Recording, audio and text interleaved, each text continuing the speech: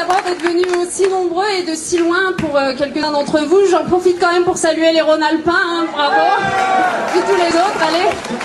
Merci à Delphine pour ton accueil et encore bravo pour ton élection magistrale, hein, ça remonte pas à si loin.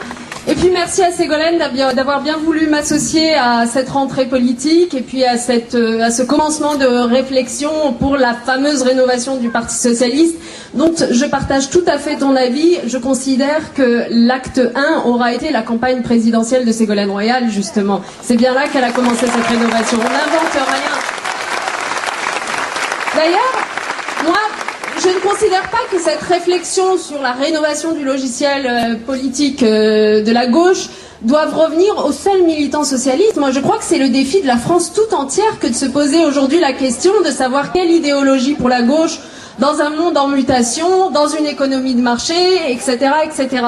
Et moi, je pense, mais c'est un avis personnel, on verra comment on peut se mettre d'accord là-dessus, je pense qu'il faut notamment se poser une question très simple qui est celle de savoir comment créer les conditions de la croissance économique puisqu'on en a besoin et comment faire en sorte que cette croissance économique soit mise au service de la justice sociale et du progrès social, si possible partagé par tous. Voilà la vraie question que se pose aujourd'hui le parti et la France entière. Voilà le projet de société. Et au cœur de ce projet de société, pour moi, il y a l'éducation. C'est pour ça que j'ai choisi de m'arrêter sur ce sujet aujourd'hui. L'éducation que nous, les socialistes, nous continuons à considérer comme absolument essentielle. Et en cela, au moins, le clivage avec le gouvernement de droite actuel est très clair. Le gouvernement qui ne sait conjuguer éducation qu'avec suppression de postes d'enseignants, suppression des aides, suppression de l'acte scolaire, ou avec compétition, autonomie des universités, comme si ça pouvait régler tout, au mépris total des intérêts de notre jeunesse et de son avenir. Au mépris aussi des conditions de travail des enseignants. L'école est aujourd'hui réduite à une véritable variable d'ajustement budgétaire, et ça, je considère que ce n'est ni un programme, ni un progrès.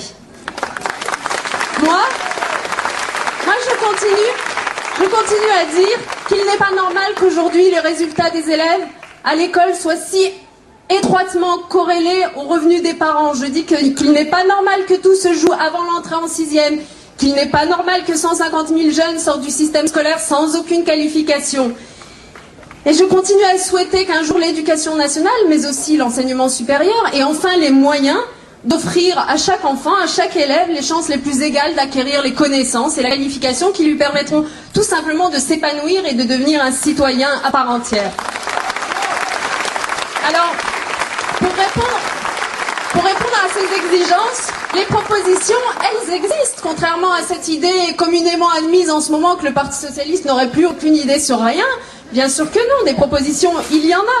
La scolarisation obligatoire dès l'âge de 3 ans, puisque tout se joue dès le plus jeune âge. L'individualisation des parcours scolaires en primaire. Le développement à l'école de l'offre de loisirs, de culture, de sport, puisqu'on sait que ça permet l'épanouissement de l'enfant et la construction de l'ambition. La nécessité d'associer les familles, ce qu'avait si bien proposé Ségolène dans son pacte présidentiel, d'associer les familles à l'école, ce qui semble être complètement tombé aux oubliettes. Ou encore la concentration des moyens financiers sur les établissements les plus en difficulté, au lieu de supprimer les ZEP. S'agissant de l'université, on sait aussi ce qu'il nous faut, c'est des moyens tout simplement qu'il nous faut. La France est encore aujourd'hui en queue des pays de l'OCDE pour la part du PIB consacrée à l'université. On sait pourtant que ça porte évidemment atteinte à notre développement économique, à notre capacité de passer cette fameuse frontière technologique qui nous permettra de passer d'une économie de simple imitation à une économie d'innovation qui créera de la croissance et des emplois. Tout le monde le sait ça. Et pourtant, on ne propose rien. Des moyens aussi pour l'accompagnement social des étudiants. Tu parlais de la précarisation des jeunes, mais on le sait aujourd'hui que le développement du salariat à concurrence des études devient très problématique chez les jeunes étudiants, sans compter leur difficulté à trouver un logement. Et pour répondre à tout cela, eh bien, on ne parle que d'autonomie des universités dans la dernière loi du gouvernement, comme si finalement tout cela n'était pas véritablement des sujets d'inquiétude. Bravo! Vous savez, c'est un hasard si pendant la dernière présidentielle, le vote des jeunes s'est majoritairement porté sur Ségolène Royal. Je crois qu'on a su comprendre qu'elle seule comprenait ces inquiétudes légitimes et apporter de véritables réponses. Alors je vais pas rester beaucoup plus longtemps parce qu'on est très... voilà. Mais j'ai envie quand même de dire quelques mots de conclusion à propos de la jeunesse, puisque je l'évoque, et que j'en vois quand même pas mal autour de moi. J'espère que vous vous reconnaîtrez dans ce que je dirais, mais voilà, j'ai envie de dire que ça fait longtemps maintenant qu'on reçoit les avertissements répétés des scientifiques, des politiques, des chercheurs, sur l'héritage qu'on va laisser aux générations futures, qu'il s'agisse du poids de la dette publique, du déséquilibre des retraites, du réchauffement climatique. Mais j'ai envie de dire, mais vous savez, cette génération future, ça y est, elle est là. C'est à nous de porter tous ces poids-là, c'est à nous de gérer ces problématiques et d'assumer tout cela. C'est vous dire la conscience qui est la mienne quand je m'engage en politique, mais aussi la conscience de tous les jeunes qui sont ici. Et pourtant, je crois que notre génération, cette jeunesse, nous ne voulons renoncer ni à la promesse républicaine d'égalité, ni au rêve de fraternité. Bien au contraire, nous avons la chance de n'avoir la nostalgie d'aucun âge d'or, de ne pas épouser par principe les querelles de nos aînés, de finalement n'avoir connu ni mai 68 ni la guerre d'Algérie.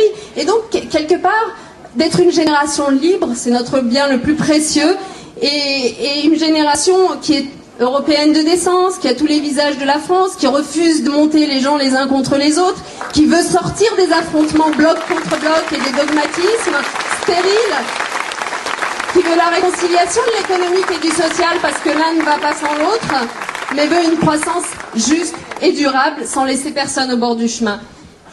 Eh bien, cette génération qui nourrit encore des idéaux de paix, de fraternité, de prospérité, je suggère que dans le cadre de cette rénovation du Parti socialiste, nous tâchions de l'écouter tout simplement.